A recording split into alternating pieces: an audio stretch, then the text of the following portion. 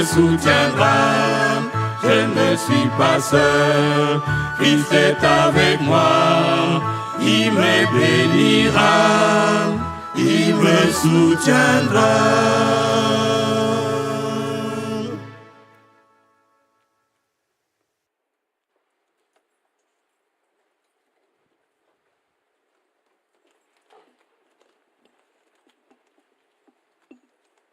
Je vous salue chaleureusement dans le précieux nom de notre Seigneur Jésus-Christ. Dieu vous bénisse richement.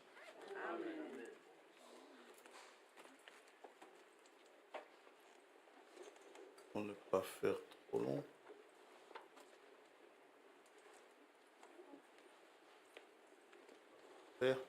Avant cela, nous avons des visiteurs parmi nous. Ils sont dans une autre assemblée, mais ils sont là aujourd'hui circonstanciellement parce qu'ils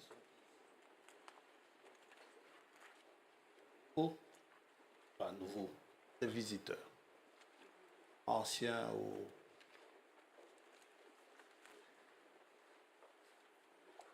on va. Il ne veut pas se lever. Ah. Se lève. C'est tout? Il n'y en a pas d'autres? Ok.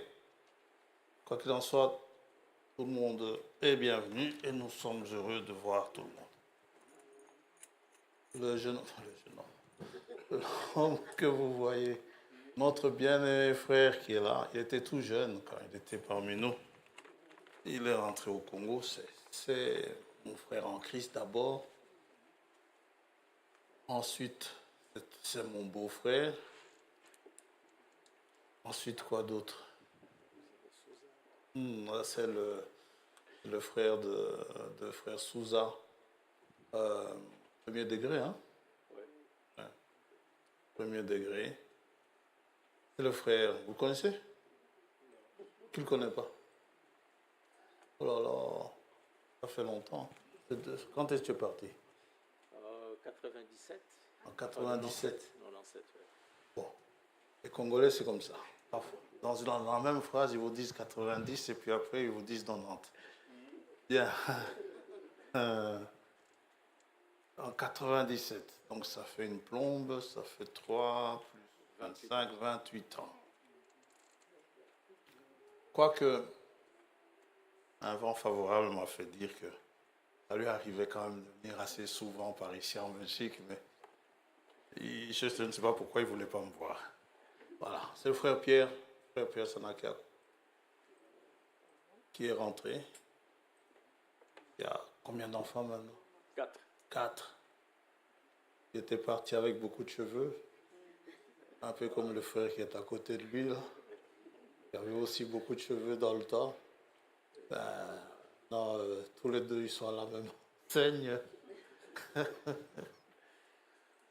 Voilà, et nous sommes heureux de te voir. Tu es là depuis, bon, il est venu,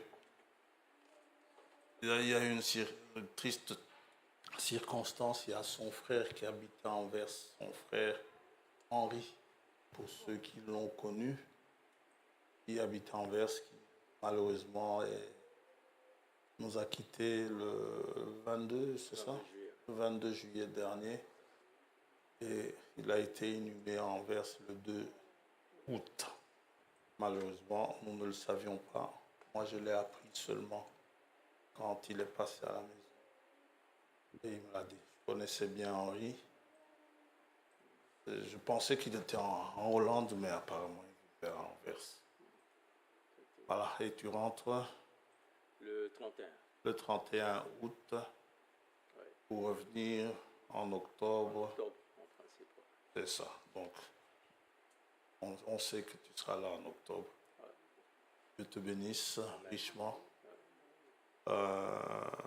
Heureux de te revoir. Merci. On a de bons souvenirs, lui et moi. On garde ça pour nous deux. Effectivement. Que Dieu te bénisse. Amen. Bien. Il y a la sœur Nicole de Kinshasa, la sœur Nicole Kanina.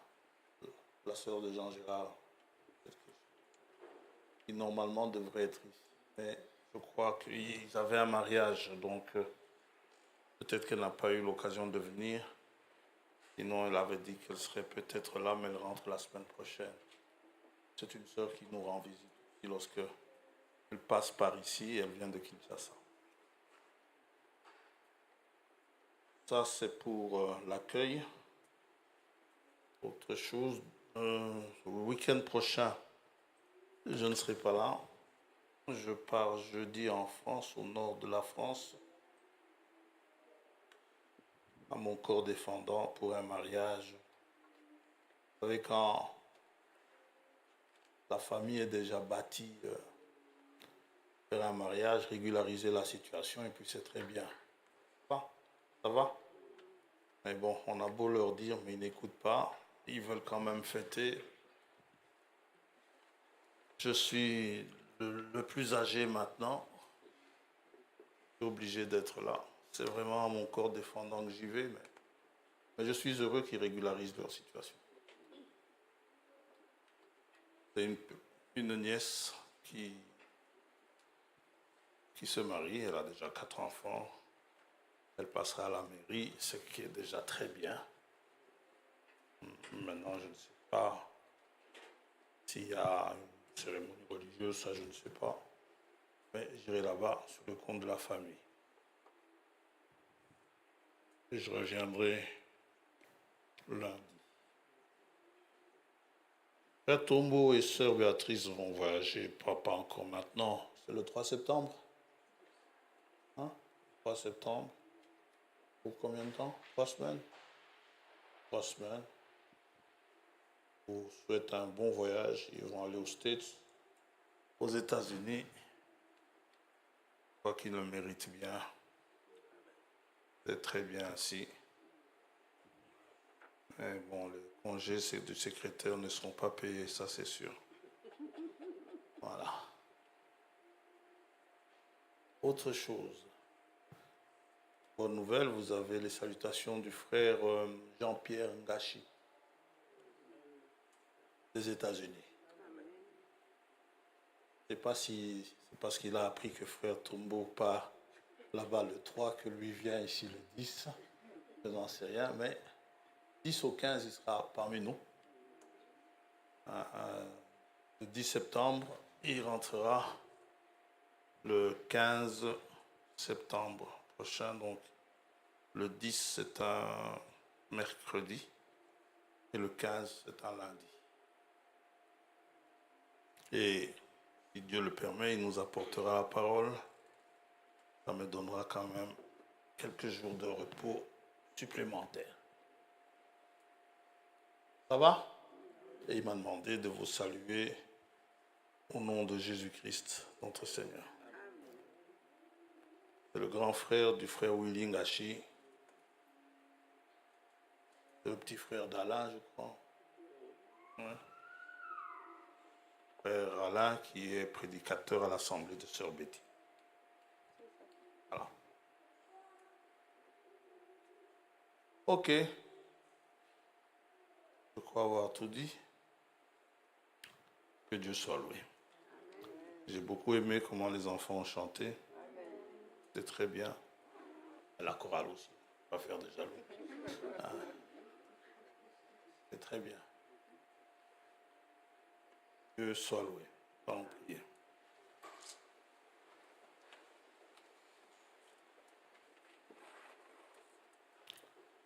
Père Céleste, nous te remercions en ce jour pour le privilège béni que nous avons de revoir nos bien-aimés avec lesquels nous nous sommes séparés depuis longtemps. Tu es celui qui nous a rajouté les jours et tu as permis cette rencontre encore. Pas n'importe quelle rencontre, mais autour de ta parole. Ce qui est encore merveilleux. Nous te remercions pour ce jour que tu as fait. Que la louange de ton saint nom ne quitte pas nos bouches et que ce nom merveilleux soit exalté parmi nous. C'est ce nom que tu nous as donné. Et c'est en ce nom que nous nous rassemblons ce matin pour écouter ta parole. Si nous savons que nous pouvons bénéficier de ta présence, et veuille parler à nos cœurs, veuille nous instruire, nous enseigner, nous éclairer, que les zones d'ombre disparaissent petit à petit, que nous puissions avoir la pleine révélation de ta parole. Et surtout, que nous sachions comment t'attendre, toi qui as promis de venir nous chercher. Nous sommes dans cette attente et on t'attendre de la manière que toi tu veux qu'on t'attende ou que l'on soit prêt. Nos oreilles sont attentives au son de la trompette, car lorsque la trompette sonnera, ce sera le jour en départ.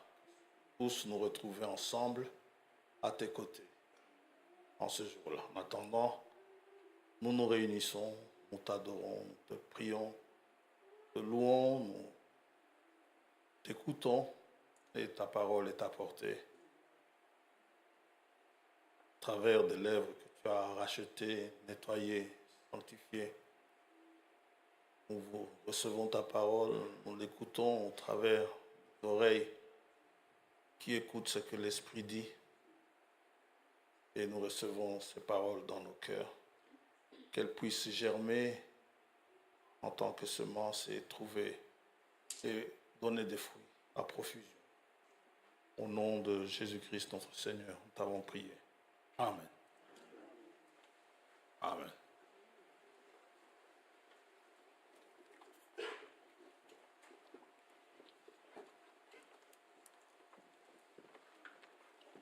Ce matin, nous allons aborder un sujet que le Seigneur a abordé très tôt dans son ministère et puis il n'est plus vraiment revenu là-dessus, mais ça reste de toute manière implicite, sous-entendu dans la parole. Ce n'est peut-être pas beaucoup enseigné parce que ça ne dépend pas de nous. Ça dépend de Dieu qui fait miséricorde. Mais ce matin, nous allons prendre un petit détour d'abord. Et je vous dirai pourquoi nous prenons ce détour. Le sujet n'est pas vraiment ce que nous allons lire, mais ça fait partie du sujet, bien sûr. Nous allons parler un peu de la nouvelle naissance. Beaucoup se posent la question, c'est quoi la nouvelle naissance? Qu'est-ce qui se passe? Mais je ne pense pas qu'on abordera le sujet aujourd'hui. Il y a un détour à prendre d'abord. Parce que dans beaucoup d'enseignements, certains vous disent c'est le baptême du Saint-Esprit. D'autres disent c'est pas le baptême du Saint-Esprit. On va voir ce que la Bible en dit et nous verrons par la grâce de Dieu c'est que cela peut, comment cela arrive. Vous êtes tous au courant à propos de naissance, de la naissance de petit du frère David, n'est-ce pas? Nous sommes heureux. Le frère Philippe, il commence à avoir le poids des grands-parents, il n'est pas là aujourd'hui. Mais nous sommes heureux pour eux. La sœur Annie est encore aux États-Unis. Je crois que c'est aujourd'hui qu'elle revient. Mais nous sommes heureux pour eux. Dans Actes chapitre 5, nous allons lire.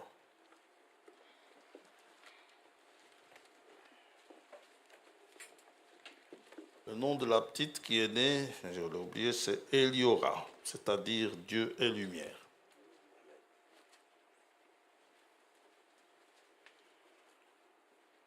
Acte 5, verset 28.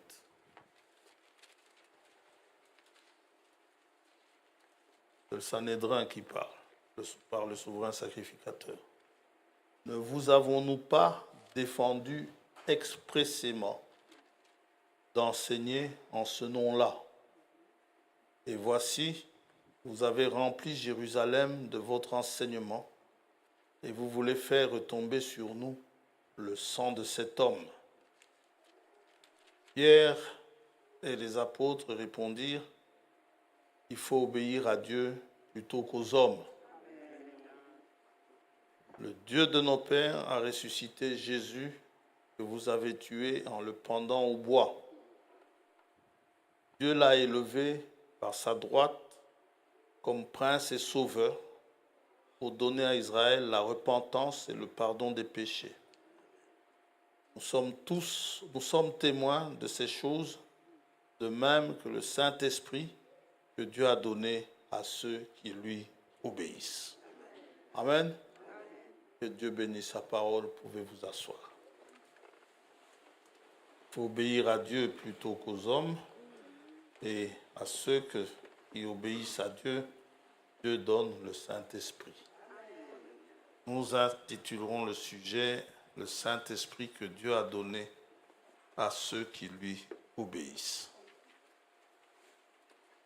J'ai reçu un message, un texto, il n'y a pas longtemps, peut-être que certains d'entre vous l'ont reçu, c'est de la part d'un frère qui vient de temps en temps ici, et il avait tiré une citation d'un message du frère Branham possédant toutes choses, où il a intitulé « Dieu est une religion sans puissance ». Est de haïr. Vous savez, il y a beaucoup de choses qui sont dites dans les brochures qu'il ne faut jamais enlever de leur contexte. Vous pouvez lire un jour dans une brochure, parce que c'est écrit, que Élie détestait les femmes. Il faut regarder le contexte dans lequel le frère disait ces choses. Ça va? Il ne faut jamais sortir une citation de son contexte. Que Dieu ait une religion sans puissance, c'est vrai. Si vous lisez dans il a sorti ça du message possédant toutes choses de 1962. Il en a prêché 3 ou 4 comme ça. Je ne sais plus lesquels, mais paragraphe 39. Maintenant, c'est que le frère a mis dans le texto, je ne sais pas ce que lui comprend par là, mais nous savons une chose. Le Saint-Esprit lui-même est une puissance. Ça va? Actes chapitre 1er, verset 8.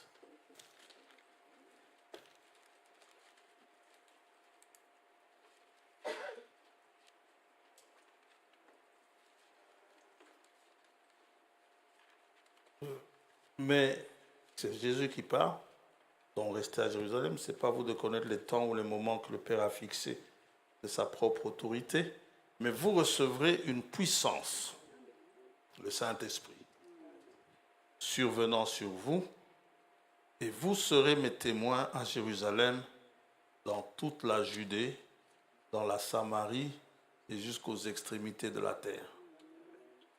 Ça va?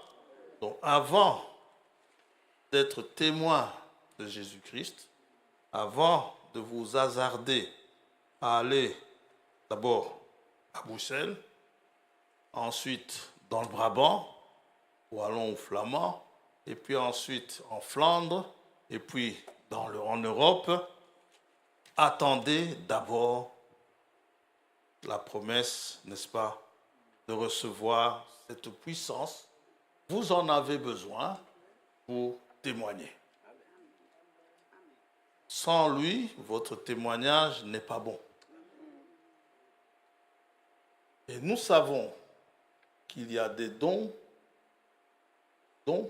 Ces dons, ça veut dire c'est quelque chose que nous recevons.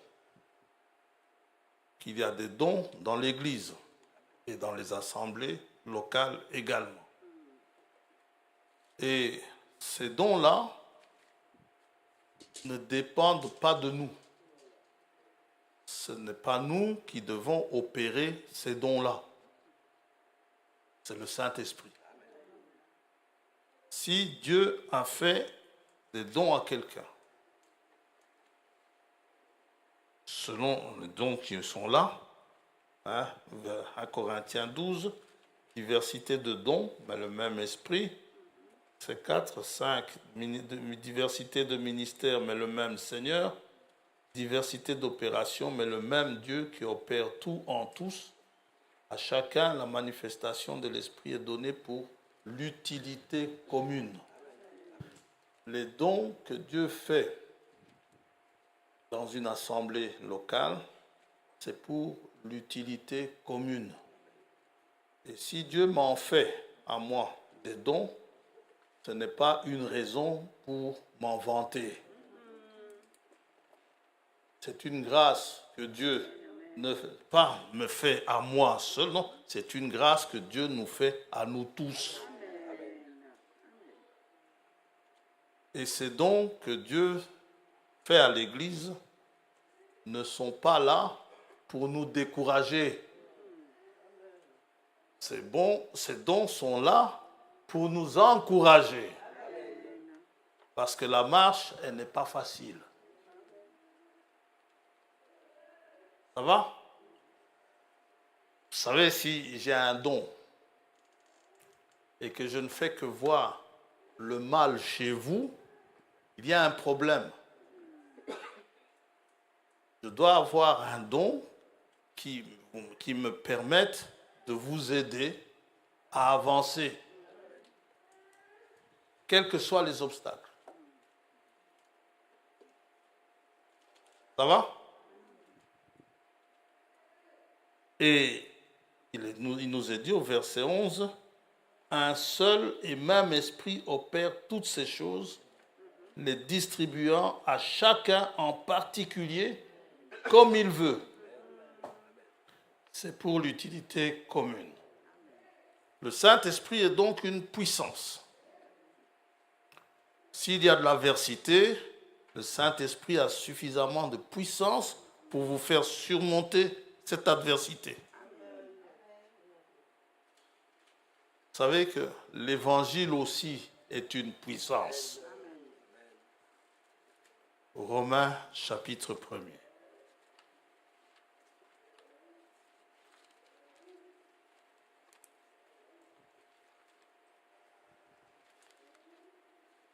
Versets 15 à 16.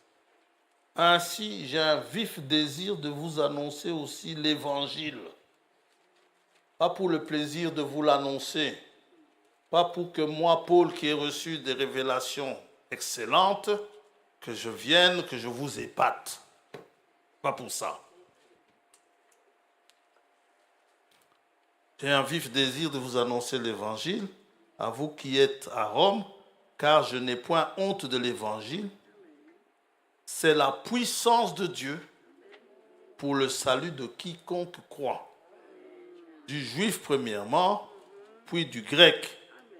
Parce qu'en lui, en l'Évangile, est révélée la justice de Dieu par la foi. Ça veut dire que quand vous avez la foi, Dieu vous impute une justice. Vous êtes juste aux yeux de Dieu. Et pour la foi, selon qu'il est écrit, le juste vivra par la foi. Ce qui signifie donc, dans une assemblée, dans l'église, à nous de prêcher, et c'est à Dieu de donner le Saint-Esprit. Ça va? Non, on peut être d'accord, si dans la religion, l'évangile n'est pas apporté, Dieu veut que nous nous réunissions pour l'évangile. Ça va? Dieu haït ce genre de religion, ce n'est pas un problème. Donc, ça n'est pas, comment dirais-je, une surprise. Donc, quand on se rassemble, l'évangile doit être apporté. L'évangile, c'est la bonne nouvelle. La bonne nouvelle, ça doit vous rendre joyeux. Ça doit vous donner la paix. Hein?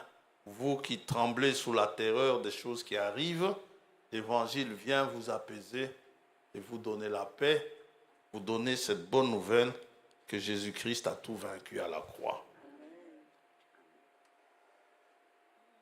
Si l'évangile est apporté, c'est qu'il y a déjà une puissance dans l'Église. Parce que l'évangile est une puissance. Maintenant, il ne faut pas se contenter de ça. Si Dieu fait des dons, il faut les chercher, les dons. Il faut s'attendre à ce que Dieu nous les donne.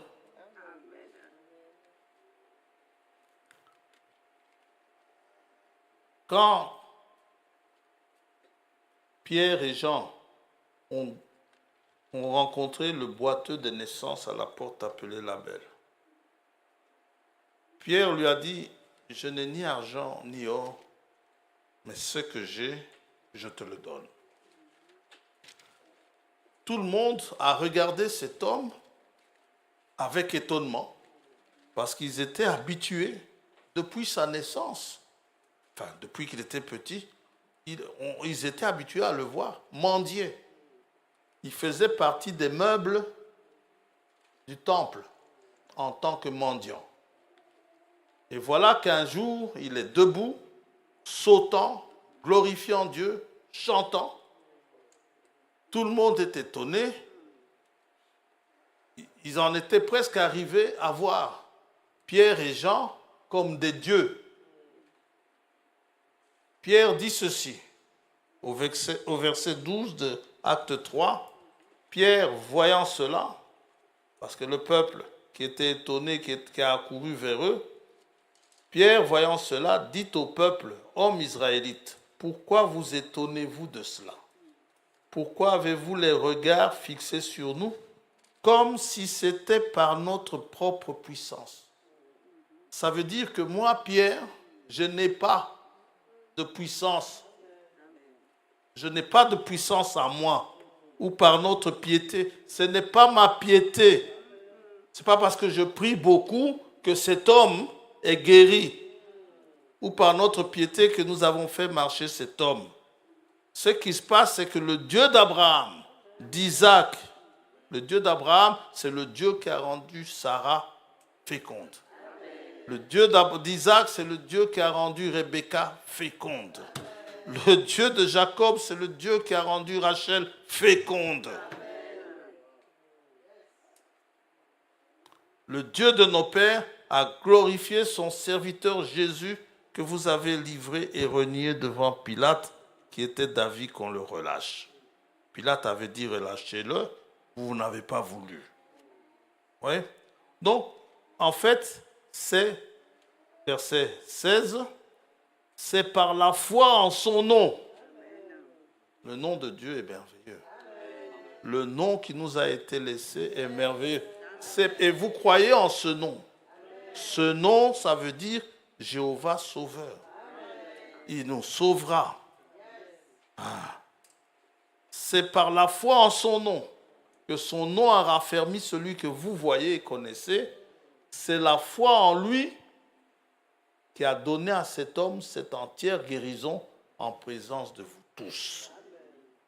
Autrement dit, vous devez savoir que le nom de Jésus-Christ, ce nom-là, est plus grand que l'infirmité.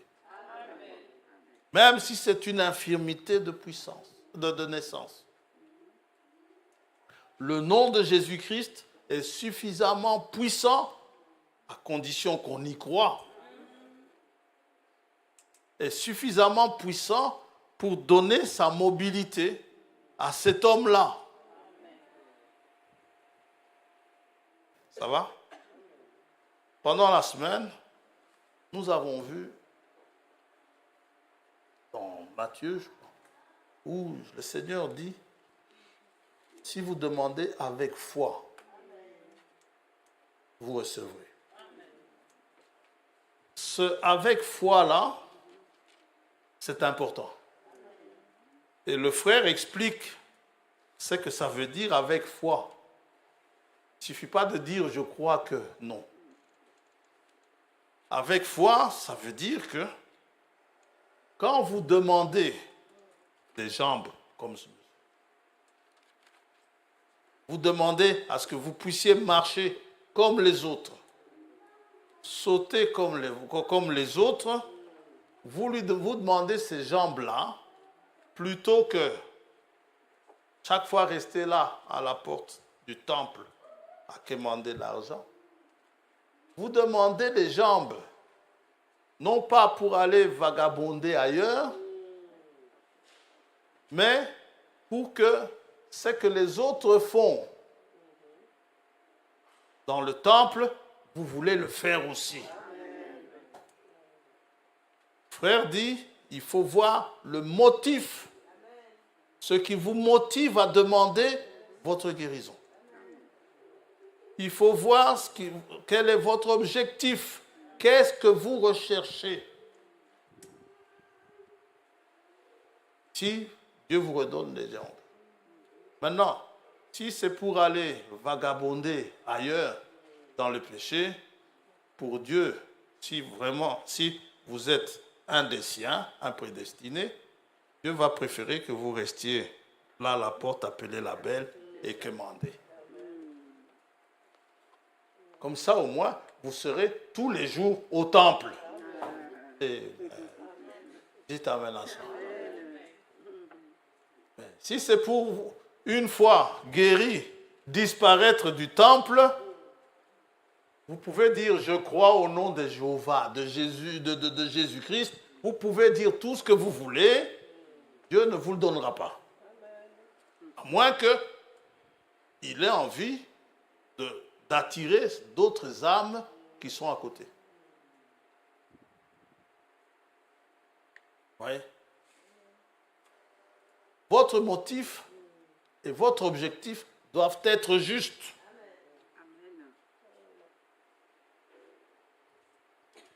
Amen. C'est ainsi.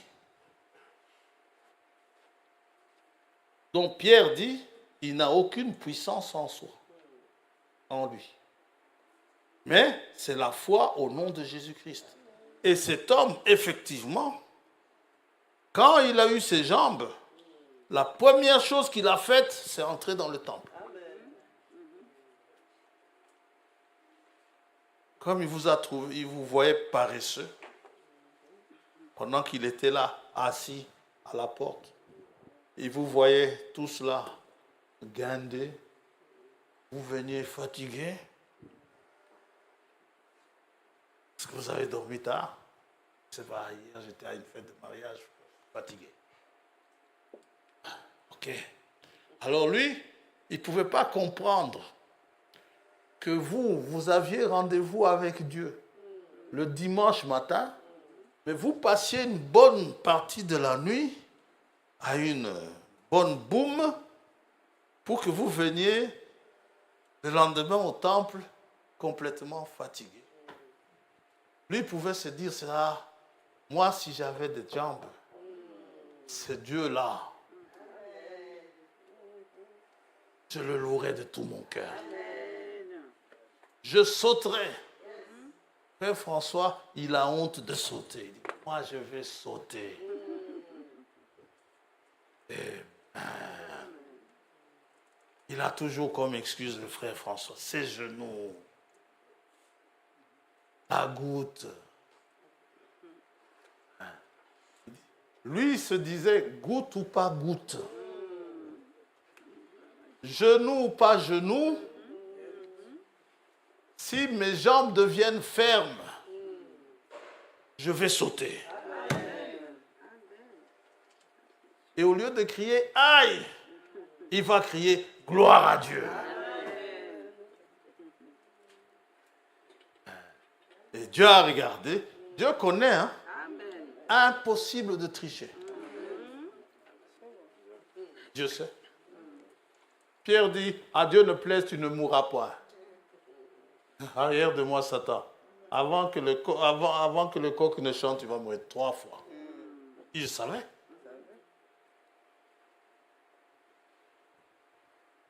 Dieu sait. Quand vous demandez quelque chose, il sait. Quand vous êtes fauché, vous venez, vous priez, dites vous voulez gagner au loto. Vous croyez qu'il va vous laisser gagner au loto? Vous allez gagner au loto, vous allez disparaître.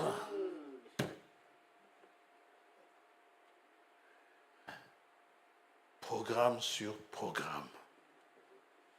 Au moins, là, assis, en quémandant, vous n'avez pas d'autre programme que rester au temple et fréquenter des gens qui vont prier. Yes. Nous prêchons donc qu'il y a un Saint-Esprit. Et pour le recevoir, Jésus dit, il faut le demander. Pourquoi parlons-nous du Saint-Esprit que Dieu a donné à ceux qui lui obéissent? Parce que dans la nouvelle naissance, j'avais dit qu'on parlerait de la nouvelle naissance, le Saint-Esprit, le baptême du Saint-Esprit, c'est le baptême, c'est l'étape ultime. C'est la dernière étape. Le baptême du Saint-Esprit complète, ça rend complet votre naissance. Mais ça, on y arrivera certainement pas aujourd'hui, sinon j'aurai affaire avec Fabrice. Luc chapitre 11. Pour recevoir le Saint-Esprit, Jésus dit ceci.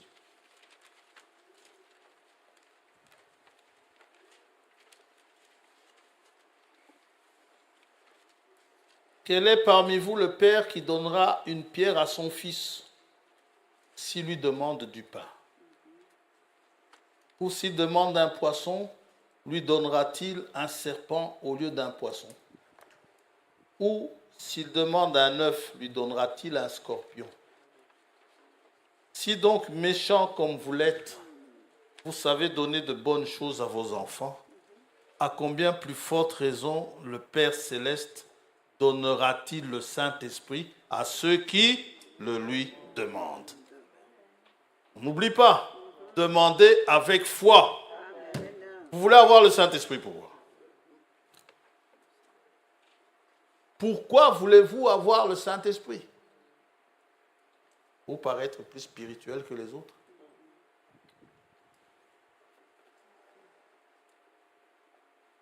Pour pouvoir deviner ce qui va se passer demain? Dans Actes chapitre 8, il y en a un qui a voulu le Saint-Esprit, mais ses motifs et ses objectifs étaient mauvais.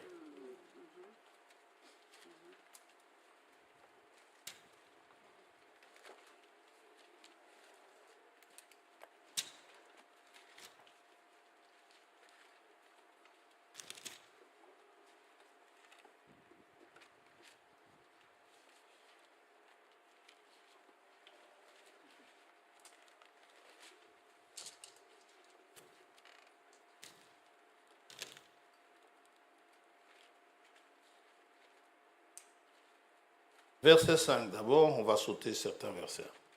Philippe étant descendu dans la ville de Samarie, il prêcha le Christ. Prédication. Il prêche Christ.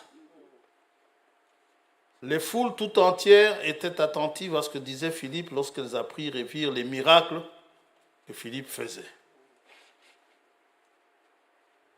Il nous est dit, en cet âge, que les miracles, c'est un appât que Dieu utilise pour attirer les gens. Verset 8. Et il y eut une grande joie dans cette ville. Il y avait auparavant dans la ville un homme nommé Simon qui, se donnant pour un personnage important, exerçait la magie et provoquait l'étonnement du peuple de la Samarie. Tous, depuis le plus petit jusqu'au plus grand, l'écoutaient attentivement, ce Simon-là, et disaient, celui-ci est la puissance de Dieu, celle qui s'appelle la grande. Mais il a fini par trouver une puissance plus grande encore. Il l'écoutait attentivement parce qu'il les avait longtemps étonnés par ses actes de magie. Mais quand ils eurent cru à Philippe, qui leur annonçait la bonne nouvelle du royaume de Dieu et du nom de Jésus-Christ, hommes et femmes se firent baptiser. Simon lui-même, qui avait la puissance appelée la grande, Simon crut. Et après avoir été baptisé, il ne quittait plus Philippe et il voyait avec étonnement les miracles et les grands prodiges qui s'opéraient. Il a reconnu que lui, ça, il n'arrivait pas à faire.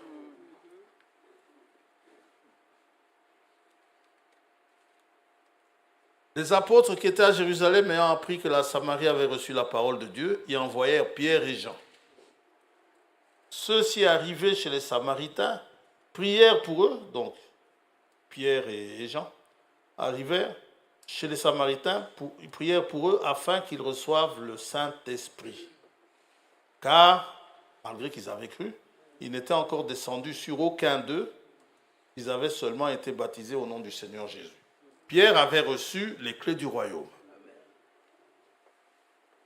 Et le Saint-Esprit n'était pas encore descendu en Samarie. Pour qu'il descende en Samarie en premier lieu, il fallait que Pierre vienne. C'est lui qui avait la clé. Alors Pierre et Jean leur imposèrent les mains et ils reçurent le Saint-Esprit.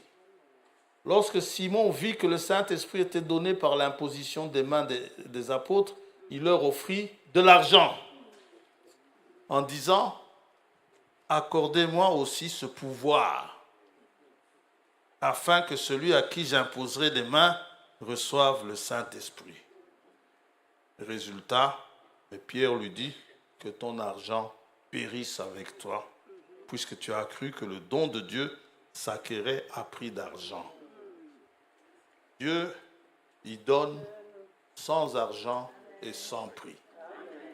Ne vous laissez jamais avoir par ces gens qui vous disent qu'ils prêchent avec puissance.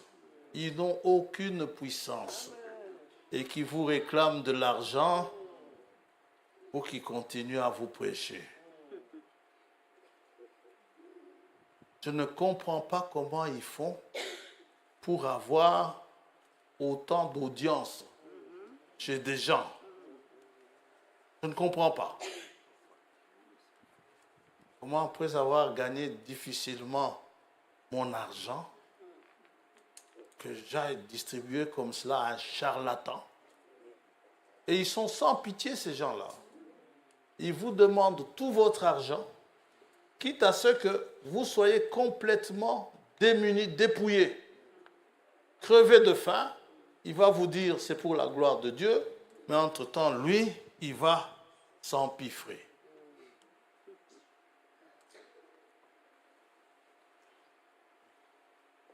Simon avait cru, il a proposé de l'argent. Ça n'a pas marché. Au lieu de recevoir le Saint-Esprit, il a reçu une malédiction. Donc, il faut demander avec foi. Motif et objectif mauvais, Simon ne va pas le recevoir. Première condition. Donc, il faut montrer que vous le désirez vraiment. Amen. Vous n'êtes pas obligé de vous mettre à genoux et de dire « Seigneur, donne-moi le Saint-Esprit ». Votre vie elle-même doit parler.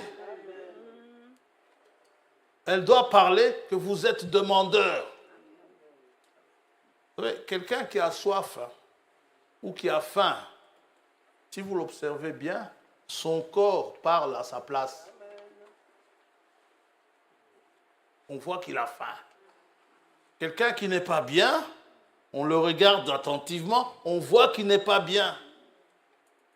Son corps dit « je ne suis pas bien ». On est d'accord, on dit Amen.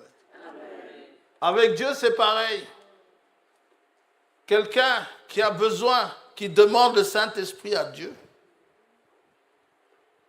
son être devant Dieu manifeste qu'il veut le Saint-Esprit.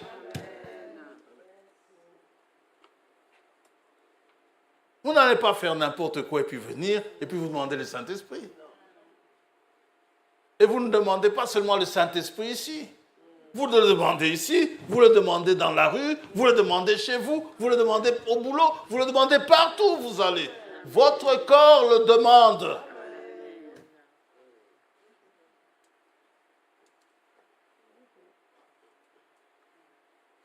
Pour le recevoir, il faut le demander. Pour le recevoir, pour que Dieu vous donne, nous venons de voir, nous venons de lire dans Acte 5, il faut obéir à Dieu. C'est fondamental. L'obéissance. L'obéissance, c'est très important. Avant d'y arriver, voyons voir un peu ce que Jésus dit de cette nouvelle naissance. Jésus dit à Nicodème,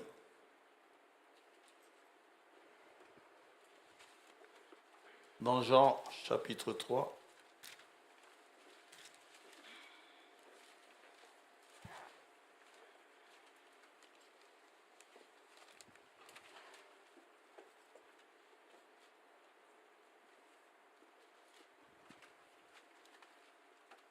mais il y eut un homme d'entre les pharisiens nommé Nicodème, un chef des Juifs, qui vint, lui, auprès de Jésus de nuit.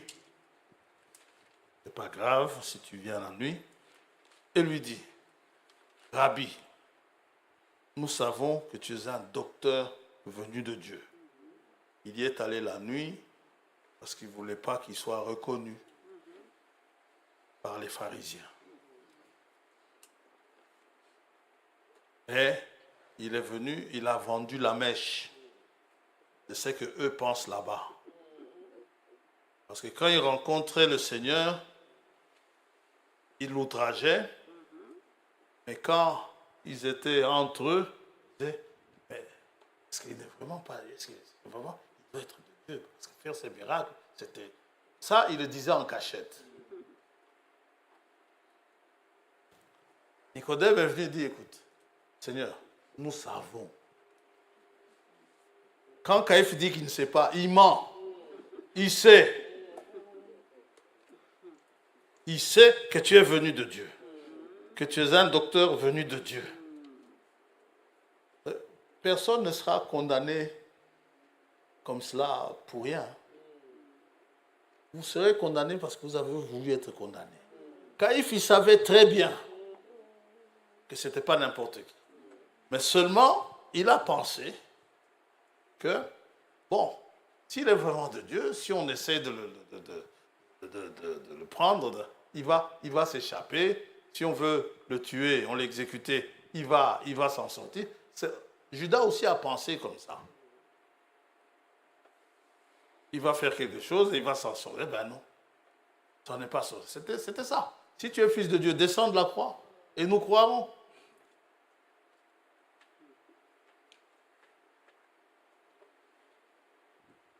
Car personne ne peut faire ces miracles que tu fais si Dieu n'est avec lui. Jésus lui répondit, en vérité, je te le dis, si un homme ne naît de nouveau, il ne peut voir le royaume de Dieu. Frère Branham dit, voir ici, c'est comprendre. Quand vous voyez ces miracles que Jésus fait, vous devez comprendre. Mais pour comprendre, il faut naître de Dieu. Sinon, vous allez penser, c'est de la magie ou quelque chose de ce genre. Mais il faut comprendre que cela vient réellement de Dieu. Pour cela, il faut une nouvelle naissance. Sinon, vous ne comprendrez rien de ce que Dieu fait. Hein, les enfants chantent. Il y avait un homme appelé Nicodème qui aimait Jésus, mais qui ne comprenait rien.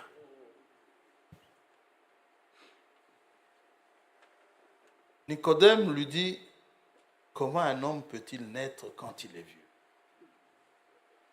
Vous voyez qu'il est complètement largué. Peut-il rentrer dans le sein de sa mère et naître? Jésus répondit, en vérité, je te le dis, si un homme ne naît d'eau et d'esprit, il ne peut entrer dans le royaume de Dieu.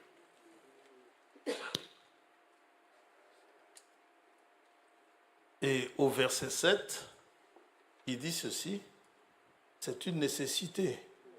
Ne t'étonne pas que je t'ai dit, il faut que vous naissiez de nouveau. C'est fondamental. C'est nécessaire. C'est une obligation. Il faut que vous naissiez de nouveau. Si vous n'êtes pas né de nouveau, ça ne sert à rien. Ça va? Oui, François, c'est quoi la nouvelle naissance? Allons-y doucement.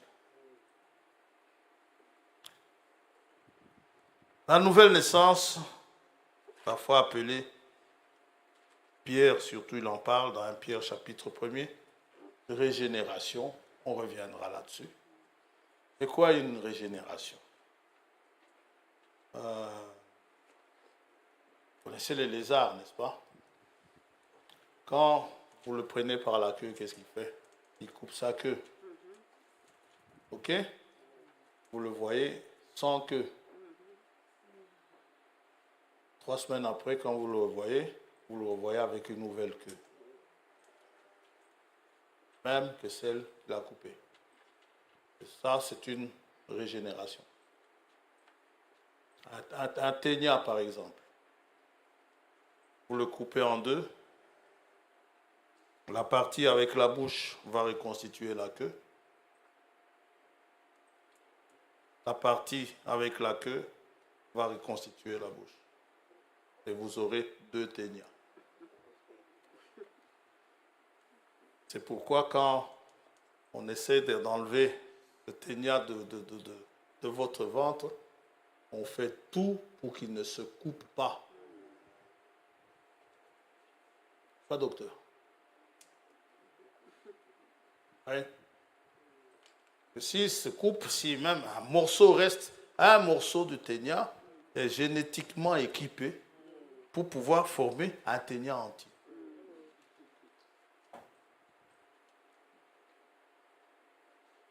Ça, c'est par régénération. On y reviendra. Donc, régénération et naissance, bibliquement ici, on parle de la même chose. Mais parlons de l'obéissance. Et à contrario, bien sûr, de la désobéissance. Ceux qui lui obéissent, l'obéissance est importante. L'apôtre dit, Paul, autrefois, nous étions du nombre des fils de la rébellion. Nous étions des leurs. Éphésiens chapitre 2.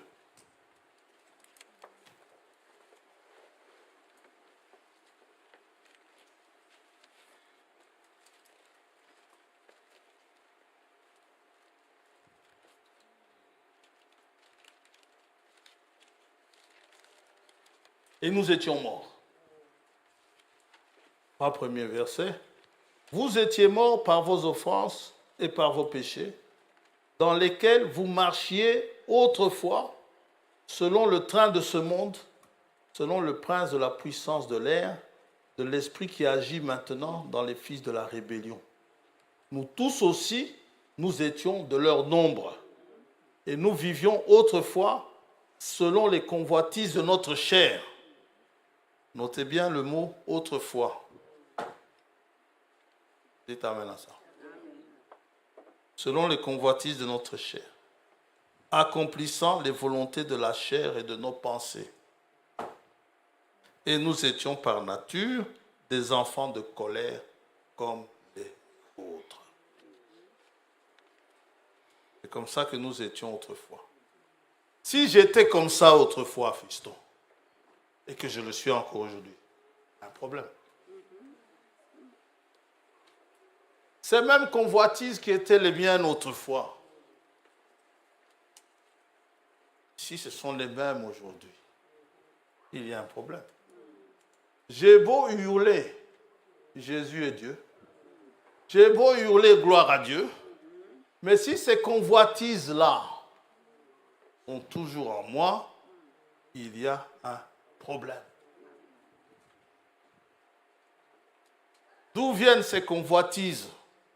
D'où viennent ces pensées?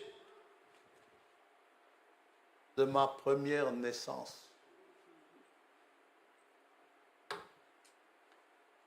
Amen. Mon papa était comme ça. Ma maman était comme ça. Je suis né, j'ai été conçu dans l'iniquité. Dit le psalmiste, je suis né dans le péché. Et David dit, je n'y peux rien, Seigneur. Je ne peux pas changer de moi-même. C'est ma naissance qui me donne ça. De chez Isaïe. Psaume 51.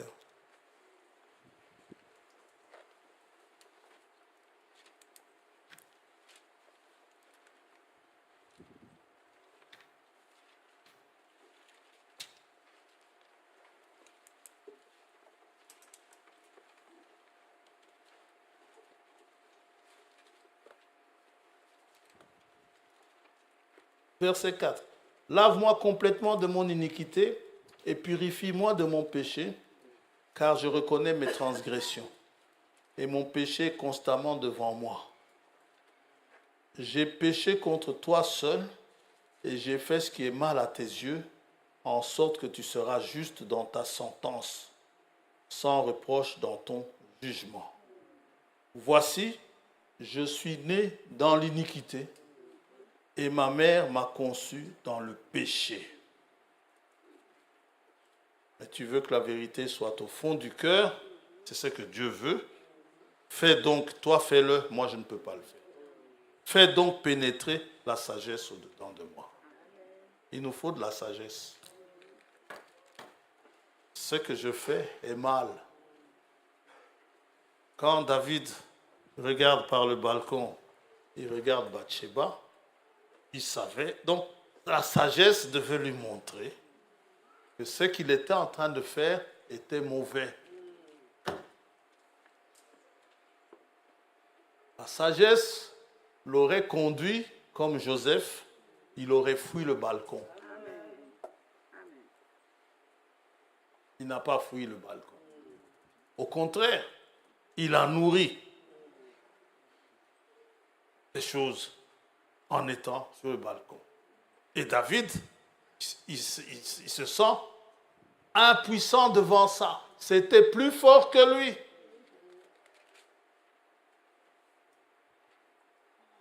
Alors, dans cet état-là, comment voulez-vous comprendre les choses divines?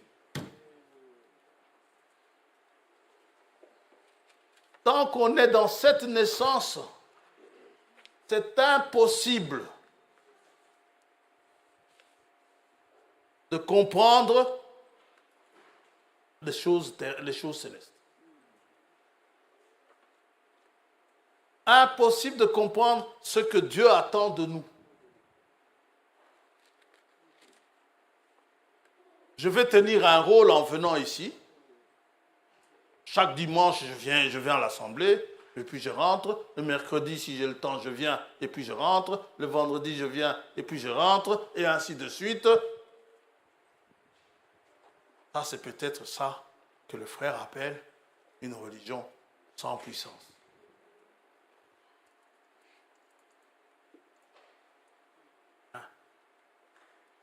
Lire la parole, venir faire des tonnes de prières, et puis sortir, rentrer. C'est pas mauvais de prier, ce n'est pas ça.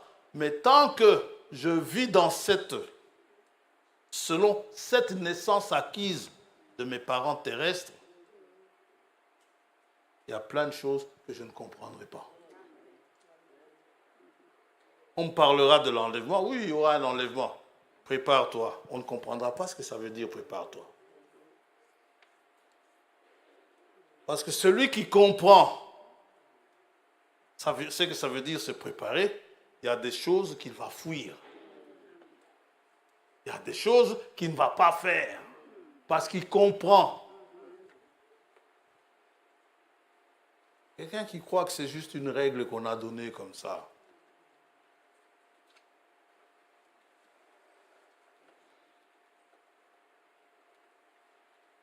Jésus a dit, il faut naître de nouveau.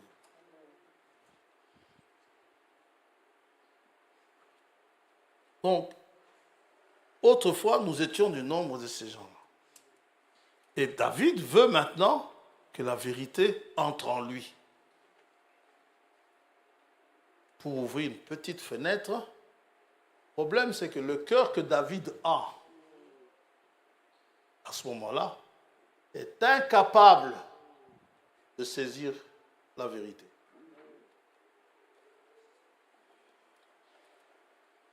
C'est pourquoi, si j'anticipe, c'est pourquoi, lorsque cette nouvelle naissance vient, Dieu commence par vous donner un cœur nouveau. Parce que l'ancien cœur, là, il est incapable de saisir ça. Incapable de comprendre ça.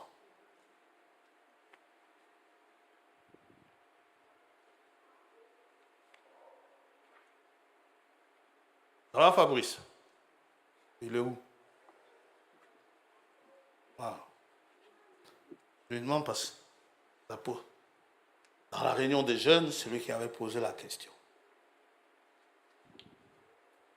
Maintenant, la désobéissance, contraire de l'obéissance, vous savez, nous sommes tous dans des problèmes à cause de la désobéissance d'un seul homme. Un seul. Romains 5.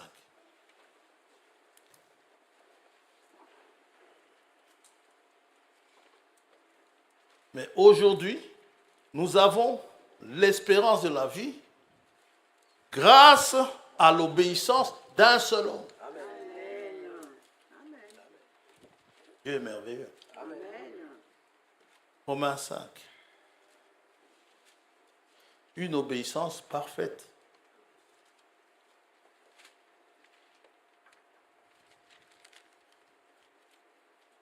Verset 17. Si par l'offense d'un seul, la mort a régné par lui seul, à plus forte raison, ceux qui reçoivent l'abondance de la grâce et du don de la justice régneront-ils dans la vie par Jésus-Christ, lui seul. Amen. Ainsi donc, comme par une seule offense, la condamnation a atteint tous les hommes, de même par un seul acte de justice, la justification qui donne la vie s'étend à tous les hommes. Car, comme par la désobéissance d'un seul homme, beaucoup ont été rendus pécheurs, de même par l'obéissance d'un seul, beaucoup seront rendus justes.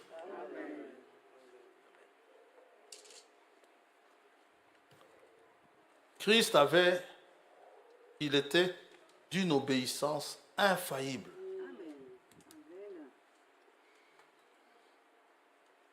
L'obéissance de Christ, ça dépasse tout entendement. Et Dieu veut que nous soyons comme ça. Parce qu'il veut que nous soyons à l'image de son Fils. Philippiens chapitre 2.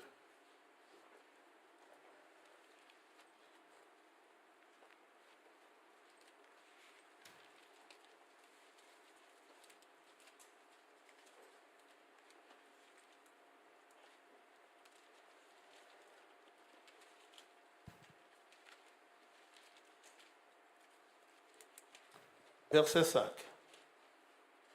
Ayant en vous les sentiments qui étaient en Jésus-Christ, existant en forme de Dieu, qui n'a point regardé son égalité avec Dieu. Ça veut dire qu'il était égal à Dieu. Comme une proie arrachée, Mais il s'est dépouillé lui-même en prenant une forme de serviteur. Quand vous regardez dans Ésaïe 52, par exemple, dans d'autres passages aussi, où Dieu parle de son serviteur. C'est de Christ qu'il s'agit. Il devient serviteur. En devenant semblable aux hommes. Alors que lui, Christ et Jéhovah, enfin Christ et le Père, ils sont un. N'est-ce pas? Égal à Dieu. En prenant une forme, il prend une forme de serviteur, en devenant semblable aux hommes, et il a paru comme un vrai homme. Il s'est humilié lui-même, se rendant obéissant jusqu'à la mort, même jusqu'à la mort de la croix. On obéit à qui? On obéit à quelqu'un qui a autorité sur nous. À quelqu'un qui nous est supérieur. C'est à lui que nous obéissons. Or, Christ est égal avec Dieu.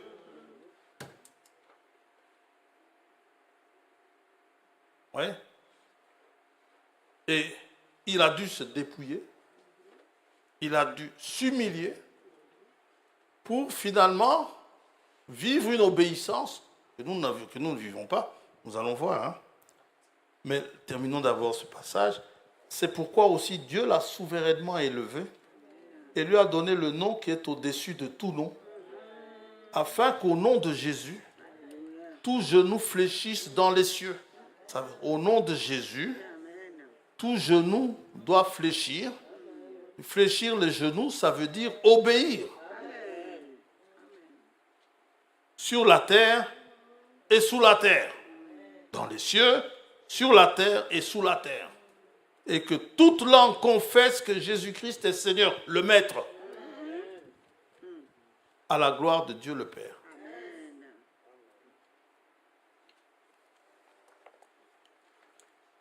Maintenant, s'il est égal à Dieu, il est égal avec Dieu. La plénitude de la divinité habitait corporellement en lui. Pour qu'il devienne obéissant, vous savez qu'il a dû apprendre à être obéissant. Il a dû apprendre. Parce qu'il était Dieu. Il allait obéir à qui? Paul dit aux Hébreux, Hébreux 5.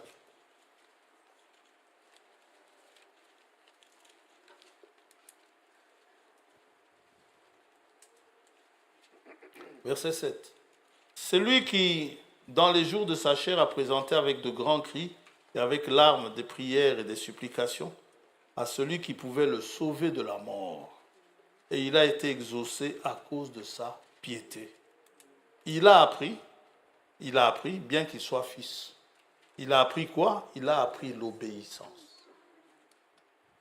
Comment est-ce qu'il a appris ça? Par les choses qu'il a souffertes. Après avoir été élevé à la perfection, il est devenu pour tous ceux qui lui obéissent l'auteur d'un salut éternel, Dieu l'ayant déclaré souverain sacrificateur selon l'ordre de Melchisédek. Christ est la parole. Si vous obéissez à la parole, vous êtes heureux. Vous ne contestez pas toujours avec la parole. Vous obéissez à ce que la parole dit. Non, si le diable vient vous dire, il est écrit, vous avez le droit de dire, il est aussi écrit. Pour autant que ça soit écrit. Ne vous contentez pas de dire au diable, je ne suis pas d'accord. Quand vous lui dites, vous n'êtes pas d'accord, dites-lui, je ne suis pas d'accord parce qu'il est aussi écrit. Que ça soit juste.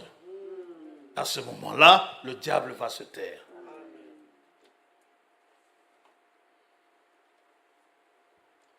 Surtout, venez pas avec des arguments du genre, ça c'était dans l'Ancien Testament. C'est la parole. Dieu déteste la désobéissance. Vous savez ça? Dieu déteste la désobéissance. Il dit même que pour lui, la désobéissance, c'est comme de l'idolâtrie. 1 Samuel 15.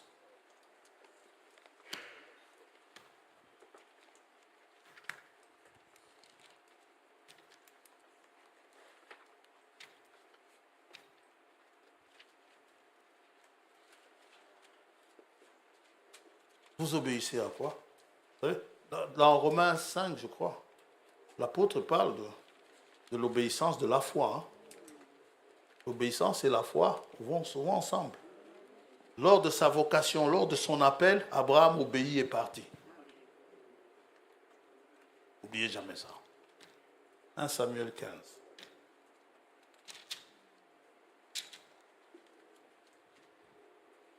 « 22.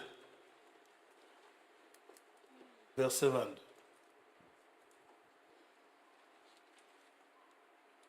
Samuel dit, l'Éternel, il dit à Saül, Samuel c'est le prophète, l'Éternel trouve-t-il du plaisir dans les holocaustes et les sacrifices, comme dans l'obéissance à la voix de l'Éternel?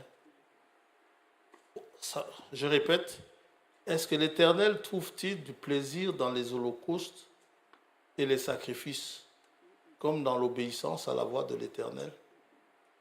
Pourquoi? Saül était en train d'offrir des sacrifices là. On va y arriver. Et Samuel vient, il le réprimande. Les sacrifices, c'est très bien, mais Dieu veut d'abord que vous obéissiez. Amen. Amen. Voici, l'obéissance vaut mieux que les sacrifices. Amen. Si on a bien lu, dites Amen. Amen. Et l'observation de sa parole vaut mieux que la graisse des béliers. Amen. Dites Amen, s'il vous plaît. Amen. Dieu vous bénisse. Amen. Car la désobéissance est aussi coupable que la divination. Et la résistance ne l'est pas moins que l'idolâtrie et les théraphim, sont les dieux. Puisque tu as rejeté la parole de l'Éternel, il te rejette aussi comme roi. Que s'est-il passé? Dieu promet une victoire à Saül. Et il dit à Saül, là où tu vas aller, tu détruis tout. Tu tues tout. Comme disait mon frère Jean Gérard, il me dit, frère, mais ça, c'est un génocide. Oui, c'est un génocide. Si ça choque les hommes, ça ne choque pas Dieu. C'est Dieu le Créateur. Amen. Dieu dit à Saül, tu détruis tout, homme, femme, enfant, bœuf et tout. Tout dévoué par interdit. C'est ce qu'on lui dit. Saül a entendu l'ordre. On va au verset 1er. Samuel dit à Saül, c'est moi que l'Éternel a envoyé pour t'oindre roi sur son peuple, sur Israël. Écoute donc ce que dit l'Éternel. C'est pour l'onction, il y avait 3 types d'onction, n'est-ce pas? Roi, sacrificateur et prophète. Et Jésus a les 3 onctions. Ainsi parle l'Éternel des armées, je me souviens de ce qu'Amalek fit à Israël lorsqu'il lui ferma le chemin à sa sortie d'Égypte. Dieu s'est souvenu. Ça datait, hein? Mais Dieu s'est souvenu. Va maintenant, frappe Amalek et dévouer par interdit tout ce qui lui appartient. Tout. Tu ne l'épargneras point et tu feras mourir hommes et femmes. Pas question, tu en trouves une très belle là, tu l'épouses. C'est non. Amen. Dites Amen à ça. Amen. Tout ce qui lui appartient. Tu ne l'épargneras point et tu feras mourir hommes et femmes, enfants et nourrissons, même les plus mignons. Amen. Amen. Bœufs et brebis, chameaux et ânes. Oh là là. Saül convoqua le peuple et en fit la revue à Télaïm. Il y avait 200 000 hommes de pied et 10 000 hommes de Juda. Saül marcha jusqu'à la ville d'Amalek et mit une embuscade dans la vallée. Il dit aux Kéniens, Allez, retirez-vous. Vous êtes des potes, vous êtes des copains. Retirez-vous parce qu'on va frapper. Et on a Dieu avec nous. Sortez du milieu d'Amalek afin que je ne vous fasse pas périr avec lui. Car vous avez eu de la bonté pour tous les enfants d'Israël lorsqu'ils montèrent d'Égypte. Et les Kéniens se retirèrent du milieu d'Amalek. Saül bâtit Amalek depuis Havila jusqu'à Skour, qui est en face de l'Égypte. Ça doit être tout leur territoire, ça. Il prit, écoutez ceci, il prit vivant Agag, le roi, au roi d'Amalek. Alors que Dieu lui a dit, Zigouille. Il prit vivant Agag, roi d'Amalek, et il dévoua par interdit tout le peuple en le passant au fil de l'épée. Mais Saül et le peuple épargnèrent Agag. Première bêtise. C'est une désobéissance. Vous voulez vous montrer plus gentil que Dieu. Et les meilleures brebis, écoutez ça, et les meilleures brebis, les meilleurs bœufs, les meilleures bêtes de la seconde portée. Sire, chef, on a dit qu'il faut tous... Non, celle-là c'est une belle bête, laisse-la. Les agneaux gras, on va faire des barbecues, et tout ce qu'il y avait de bon. Ils ne voulurent pas le dévouer par interdit, et ils dévouèrent seulement tout ce qui était méprisable et chétif. L'Éternel adressa la parole à Samuel et lui dit, je me repens, je regrette d'avoir établi Saül pour moi. Car il se détourne de moi et il n'observe point mes paroles. Samuel fut irrité et il cria à l'Éternel toute la nuit. Samuel a dû prier pour lui. Dieu dit, l'obéissance vaut mieux que les sacrifices. C'est quoi les sacrifices aujourd'hui? Le fruit de vos lèvres, vos louanges, vos prières, vos jeûnes. Je ne dis pas qu'il ne faut pas jeûner. Je ne dis pas qu'il ne faut pas prier. Je ne dis pas qu'il ne faut pas louer Dieu. Mais c'est ça. Ça veut dire que vous n'obéissez pas, mais vous jeûnez. Vous louez Dieu. Vous priez. Vous faites toutes ces choses, mais la parole, vous n'obéissez pas. Ne soyez pas surpris que vous n'ayez pas le Saint-Esprit. Dieu ne vous le donnera pas. Vous pouvez jeûner pendant 3 semaines pour l'avoir, tant que vous ne faites pas ce que Dieu vous demande de faire, vous ne l'aurez pas. Oh, l'esprit peut passer, il peut vous faire parler en langue, hein, mais ce n'est pas du tout vérifié que vous l'avez réellement. Il y a des sorciers qui prophétisent, vous savez. Balaam, il prophétisait. Par l'Esprit de Dieu. Vos cantiques, vos prières, vos adorations, les fruits de vos lèvres, toutes ces choses, c'est caduc. Pourquoi? Désobéissance à la parole. Voilà pourquoi vous manquez de puissance.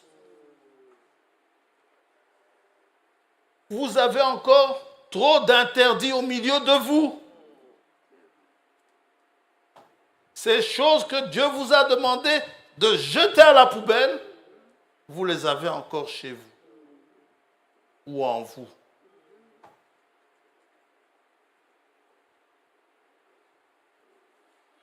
Ce ne sont pas vos jeûnes ou vos prières ou vos cantiques qui vous donnent la puissance. Quoique, quand le Saint-Esprit descend, le Saint-Esprit va vous faire jeûner. Il va vous faire prier.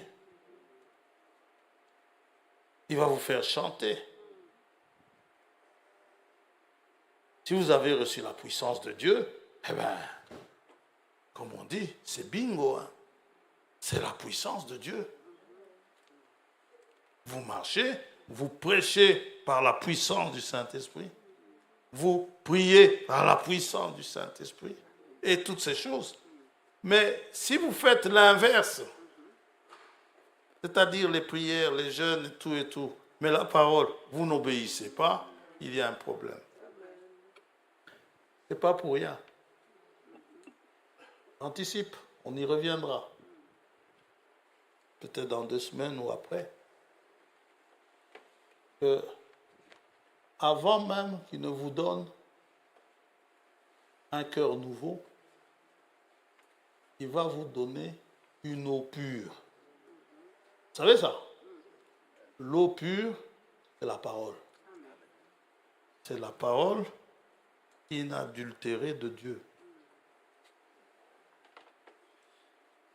La parole pure de votre temps, de votre âge. But du message que vous avez. Vraiment, on me dit, un moyen de savoir que vous avez le Saint-Esprit, c'est de croire en la parole de votre temps. Parce que c'est la parole du Saint-Esprit. Et le Saint-Esprit reconnaît sa parole. Vous ne pouvez pas avoir le Saint-Esprit et renier sa parole d'aujourd'hui. C'est que vous appelez comme ça le message. Mais c'est quoi le message?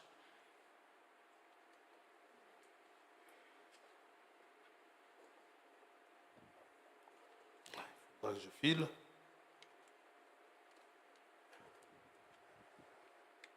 Pierre et Jean avant la Pentecôte, ils n'arrivaient pas à prier. Jésus les prend. Pierre, Jean et Jacques, venez avec moi. À Gethsémane. Arrivés là, Pierre, Jacques et Jean, ils étaient tellement crevés. Jésus leur dit, priez avec moi. Il va sur le côté, il va prier. Il revient, il les trouve endormis. Vous ne priez pas. Il y a des temps difficiles qui arrivent. On est fatigué. Avec toute la marche que nous avons effectuée aujourd'hui. On est fatigué. Matthieu 26.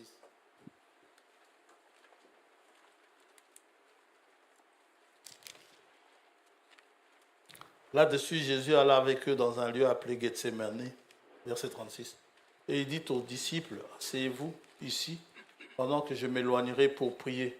Il prit avec lui Pierre et les 2 fils de Zébédée, donc Jean et Jacques. Et il commença à éprouver de la tristesse et des angoisses. Il leur dit alors, mon âme est triste jusqu'à la mort. Restez ici et veillez avec moi. Verset 40. Et il vint vers les disciples qui trouva endormis. Et il dit à Pierre, vous n'avez donc pu veiller une seule heure avec moi. Veillez et priez afin que vous ne tombiez pas dans la tentation. L'esprit est bien disposé, mais la chair est faible.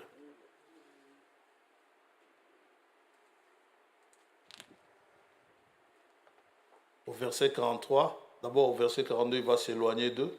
Au verset 43, il va encore les trouver endormis. Pourquoi? Leurs yeux étaient appesantis. Ça arrive à beaucoup, ça. Allons pas loin, je ne vise personne, ça m'arrive aussi. Ou quand je suis vraiment crevé, je me mets à genoux. Surtout que je n'appuie pas ma tête sur le lit, sur le matelas. C'est sûr que je vais dormir à genoux.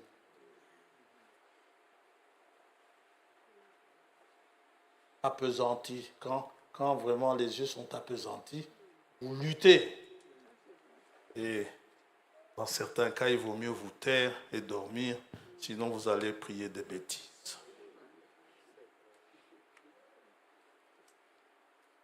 Ça va?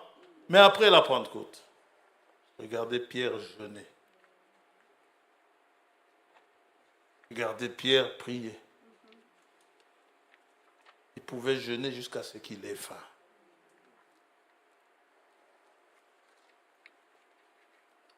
Pierre et Jean ne loupaient pas les réunions de prière après la Pentecôte.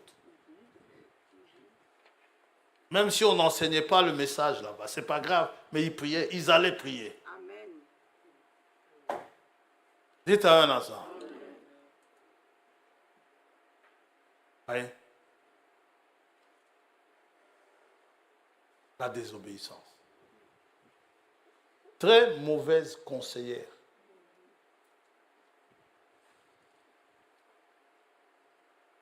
L'obéissance à la parole. Et c'est ceux qui obéissent, ce sont ceux-là que Dieu baptise du Saint-Esprit. Pour avoir désobéi, Moïse, qui voyait Dieu, il parlait avec Dieu de bouche à bouche. D'autres prophètes voyaient, ils avaient une vision ou un songe. Mais Moïse avait une représentation de l'Éternel. C'était un privilégié, Moïse. Mais Dieu lui a dit une chose bien précise. Parle au rocher. Toi et ton frère Aaron, parlez au rocher. Sous la pression du peuple, ne venez pas avec ces excuses. Ce n'est pas de ma faute, Seigneur, c'est la faute du peuple. Dieu t'a dit, parle. Qu'est-ce que Pierre a dit? Il vaut mieux obéir à Dieu plutôt qu'aux hommes. Pas parce que les hommes viennent vous enquiquiner qu'il faut oublier Dieu. Sachez mettre Dieu toujours avant les hommes. Amen. Si on est d'accord, on dit Amen. Amen. Vous en faites pas, on est en train de terminer. Je n'ose plus trop le dire parce que Fabrice me dit que quand on le dit, c'est là qu'on dure longtemps. Exode 20. Et il est d'accord. Et non, Nombre 20, pardon.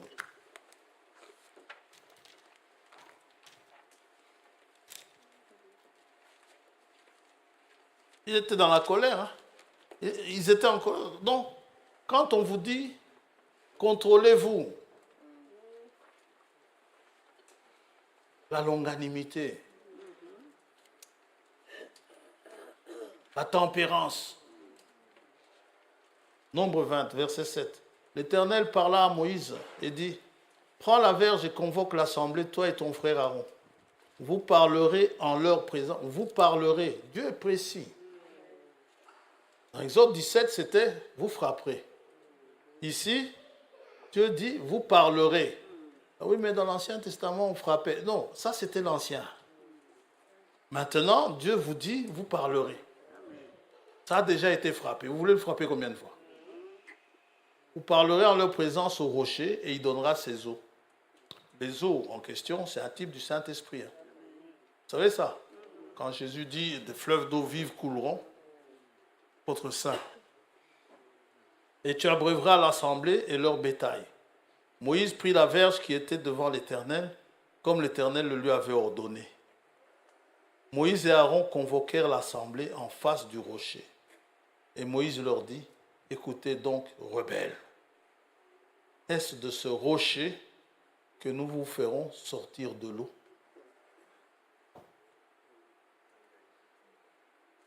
Ils ont frappé. Puis Moïse leva la main et frappa 2 fois le rocher avec sa verge. Il sortit de l'eau en abondance. Il est sorti.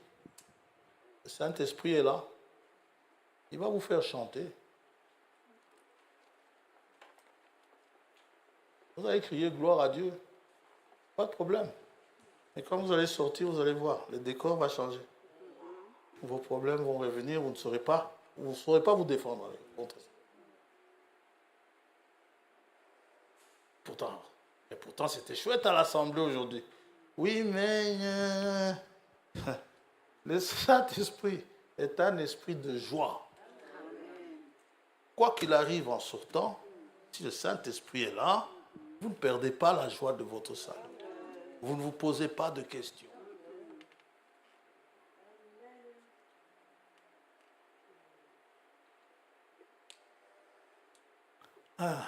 Verset 12, nombre 20. Alors, l'Éternel dit à Moïse, donc l'assemblée a bu, hein? Le bétail aussi a bu. Hein? Alors l'Éternel dit à Moïse et à Aaron, parce que vous n'avez pas cru en moi. Vous voyez la foi? Avec foi. Parce que vous n'avez pas cru en moi pour me sanctifier aux yeux des enfants d'Israël. Vous n'allez quand même pas accuser Moïse d'incrédulité. Mais Dieu dit, vous n'avez pas cru en moi, il dit à Moïse et à Aaron, vous ne ferez point entrer cette assemblée dans le pays que je lui donne. Il n'entrera pas. Moïse va négocier. Ce beau pays, Moïse voulait tellement le voir. Il voulait tellement y entrer.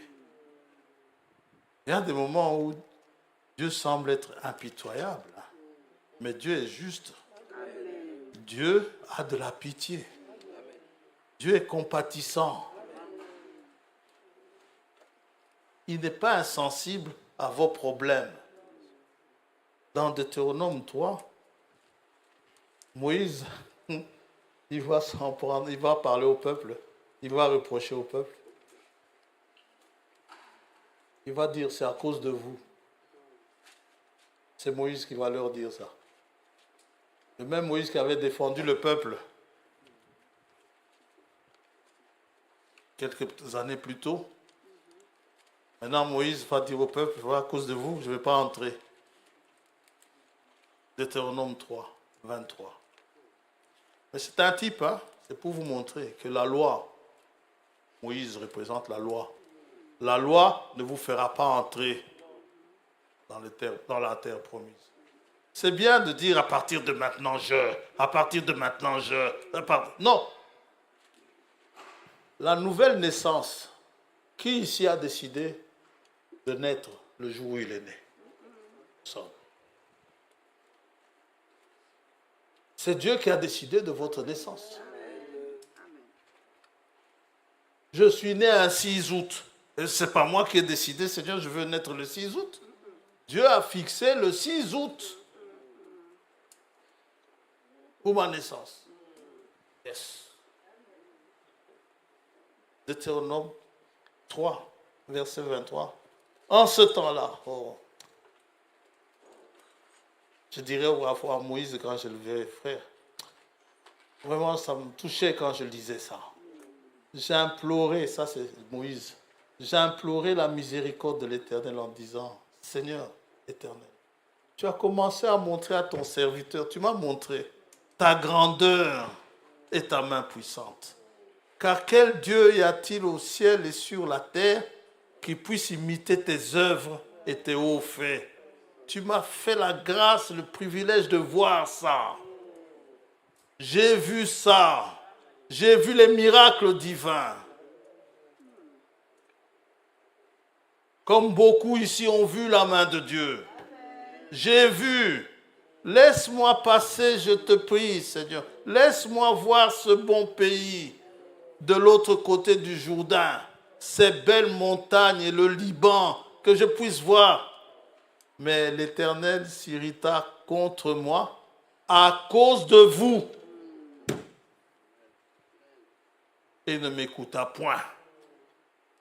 L'Éternel me dit, c'est assez, ne me parle plus de cette affaire. La sentence est déjà clôturée. Amen. Israël, c'est pareil. Pour avoir désobéi, c'est dans Hébreux chapitre 4, verset 6, pour n'avoir pas écouté. Parce que obéir et écouter la voix, c'est la même chose. Pour n'avoir pas écouté ce que Dieu a dit, Israël non plus, il n'est pas entré à cause de leur incrédulité. Et pourtant, Hébreux 11 nous dit, c'est par la foi qu'ils ont quitté l'Égypte. Que s'est-il passé?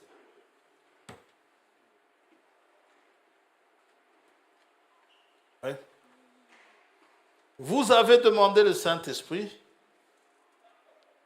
et vous avez obéi à la parole.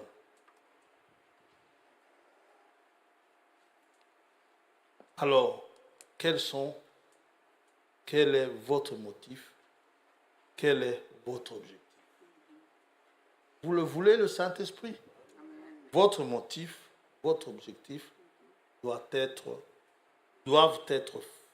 droits devant Dieu. Si le cœur n'est pas droit, vous ne l'aurez pas. Vous serez un membre d'église parce que il y en a beaucoup qui s'arrêtent au baptême d'eau. Jean-Baptiste a dit, moi, je vous baptise d'eau. Mais il y en a un qui vient après moi, lui vous baptisera du Saint-Esprit. Saint-Esprit viendra justement dans un contexte bien particulier. C'est-à-dire, Dieu va faire de sorte que le vieil homme que j'étais, que cet homme-là soit écarté. Ce vaniteux que j'étais, ce vantard que j'étais, ce fier que j'étais. Vous savez, et ça c'est Marie-Madeleine, je crois, mais ça, on verra ça pour la prochaine fois. Je crois que c'est Marie-Madeleine.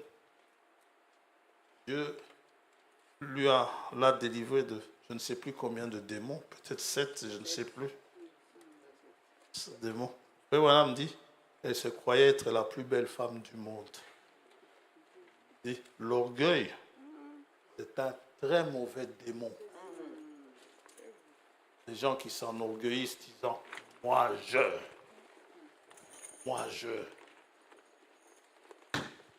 Pour que Dieu vous enlève, moi je. Amen. Que désormais, ça devienne Jésus-Christ est. Il m'a ceci, il m'a cela. Pour cela, que je comprenne le plan de Dieu, j'ai besoin de naître de Dieu. Parce qu'il faut être de Dieu pour connaître les choses de Dieu. Si je suis des hommes, je ne comprendrai que les choses des hommes.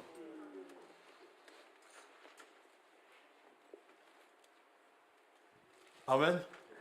Si je suis des hommes, je comprendrai la théorie de Darwin, d'évolution. Je comprendrai la théorie de Galilée. Je comprendrai la théorie de Newton. Mais si je suis de Dieu, je comprendrai la théorie de Dieu. Vous savez, Newton, lui, vous dira que tout objet suspendu est attiré par le centre de la Terre. Si vous le lâchez, il tombe. Et ça, c'est l'esprit humain. L'humain va croire en cela. Un jour, qui ça? Élisée était avec des gens, des fils de prophètes. Il y en a un qui avait emprunté une hache à quelqu'un. Une hache, c'était un outil précieux. La hache est tombée dans l'eau. Évidemment, la hache, quand elle tombe dans l'eau, qu'est-ce qu'elle fait? Ça va carrément dans l'eau. Eh bien, ça, c'est la loi de Newton qui dit ça, que c'est comme ça. OK? Mais la loi de Dieu est différente. Quand le fils de prophète, là, un des fils de prophète, là, s'est lamenté, il a dit, oh là là, mon Seigneur, cette hache s'était empruntée, c'est même pas à moi. Qu'est-ce qu'Élisée a fait? Et Élisée est venu avec la parole de Dieu qui défie toute théorie humaine. Si c'était Newton là, à la place d'Élisée, Newton allait dire au fils de prophète, c'est fini, tu n'auras plus, c'est au fond de l'eau. Par contre, Élisée dit, c'est au fond de l'eau, il y a un Dieu. Et Élisée a fait revenir la hache au-dessus de l'eau. C'est une autre théorie. Pour comprendre ça, il faut être de Dieu. Pour comprendre que Dieu peut le faire, il faut être de Dieu. Si vous n'êtes pas de Dieu, vous direz que c'est fini. Si vous êtes de Dieu, vous direz que c'est faisable. Et pourquoi? Si mauvais que je suis, être sauvé, c'est faisable. Ce qui est impossible aux hommes est possible à Dieu. C'est Dieu qui me sauve et j'en suis heureux. Je suis heureux car Jésus m'a sauvé. Frère Baranata, viens. Et puis nous allons. Que Dieu vous bénisse.